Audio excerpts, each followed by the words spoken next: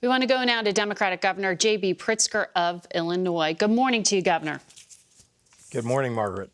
I have a lot to get to with you, but I want to get something out of the way. New York Times is a big feature on you, calling you the Democrats' SOS candidate, saying you're keeping your options open for a presidential run in 2024 in case Biden doesn't run. Is that true?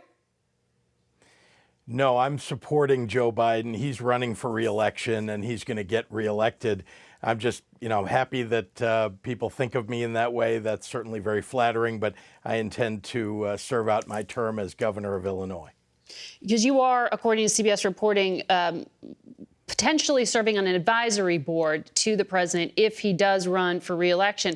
You might have heard Joe Manchin, who just told us that it was kind of an open question as to who would be running. He said, let's see who all the players are. He didn't endorse the president. That surprise you? Well, I'm sorry to hear that. It does surprise me a bit. I will say that Joe Biden has an awful lot that he gets to run on here. He's gotten a tremendous amount done for the country, saved literally hundreds of thousands of lives by making sure that vaccines were distributed. He passed legislation in a bipartisan fashion. We got the IRA, which is going to help us fight climate change, infrastructure, which is helping everybody across the country, the Chips and Science Act, which is going to help us bring manufacturing back to the United States, and what is Joe Biden's superpower, and that is he demonstrates empathy in everything that he does. He truly cares about the American people. So do you think he needs to make it official and say he's running so that there isn't more speculation or people considering other options? I don't think there's anybody that's serious that's actually considering running against Joe Biden because he's done such a great job. I want to ask you on the issue set that Democrats are running on. Your office told us you're very focused on school board races in Illinois to make sure extreme right-wing candidates aren't dominating them. I'm wondering how strong the Republican ground operation is on things like school boards. Is parents' rights really something you think Democrats need to be concerned about on a national scale? Well, what Republicans are trying to do is, of course, ban books in libraries. They're trying to keep our schools from teaching Black history. They make up things about CRT in schools that just don't exist. And so they've got a lot of extreme right-wing candidates, frankly, on the crazy end of things that are running. And we just want to make sure that people know who they are and know not to vote for them. All right, Governor, there's a lot I want to get to with you on the other side of this commercial break, so please stay with us, and we'll be right back.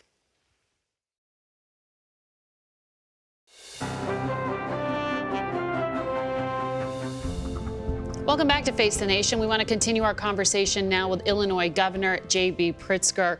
Governor, thank you for staying with us through the break. I want to follow up on something you said right before we took that break. You said you want to make sure people know who they are and not to vote for them. You were talking about Republicans, you said, trying to do things like ban teaching Black history, ban books, and ban CRT. Are you talking about people in Illinois? Who are you talking about? Where's that happening? Well, you asked me about school boards, and I'm telling you, we've got people running at the local level who believe that. But of course, the Republicans are carrying this as a national message. And honestly, it's something that's offensive to most Americans, this idea of banning Black history. It's important for people to understand the history of slavery in the United States, and our entire U.S. history, warts and all. Okay. In Florida, where I think you're gesturing to, they are not banning Black history. It was specifically that AP college course. That's what you're referring to there, that version of it? Well, when they're trying to dive in and take over an AP history exam and edit it and edit out parts that they don't like, that's banning history. That's what they're doing in Florida. That's what Ron DeSantis is doing. Okay, a potential 2024 candidate. I want to ask you about the issue of abortion, because I know you are one of 20 Democratic governors very much deeply involved in trying to build a firewall here against restrictions. There's a Texas judge who may soon decide a case that could revoke the approval of the abortion pill, which is the most common kind of abortion in this country. If there is a ruling to restrict it, how will governors respond? What will you do? Well, in Illinois, we protect the other abortion drugs that are available, and we protect women's right to express their reproductive freedom.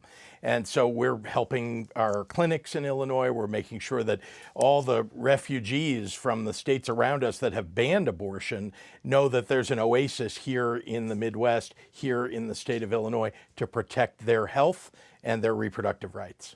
Well, Walgreens is an Illinois-based pharmacy. I know you called in their CEO, Roz Brewer, for a meeting on Friday. They had announced they won't sell abortion pills in states in which Republican attorneys general have threatened legal action. Can you get them to change the policy? And that they're still waiting, I guess, on certification to sell the pill in Illinois itself. Can you get them approval? Well, that's something that happens at the federal level, but I offered to them to work with the federal government to try to speed up the process of certification. They want to certify it in Illinois, and they want to be able to sell it here. So we're going to help in any way that they ask us to. But look, on a broader scale, we should just recognize that these pharmacies need to protect women's health. That is the business that they should be in. And so in states where it's legal to have an abortion and legal to sell an abortion pill, they should still be doing it. And I've told them that. We need to make sure that the other pharmacies do the same. Mm-hmm. Well, we'll be following that. I want to ask you as well about crime as an issue for Democrats. In the city of Chicago, the mayor, Lori Lightfoot, just failed to make the runoff in the Democratic primary. She was challenged by a former school CEO backed by a police union and the Cook County commissioner who was endorsed by the Chicago Teachers Union. So I'm wondering what the takeaway message is here for Democrats. Is it don't take on the teachers unions, as she did, or is it to focus more on violent crime?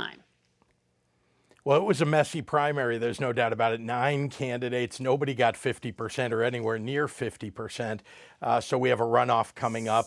I think that these 2 candidates have to make sure that their messages are clear, what they're going to do to protect health care, what they're going to do to address crime.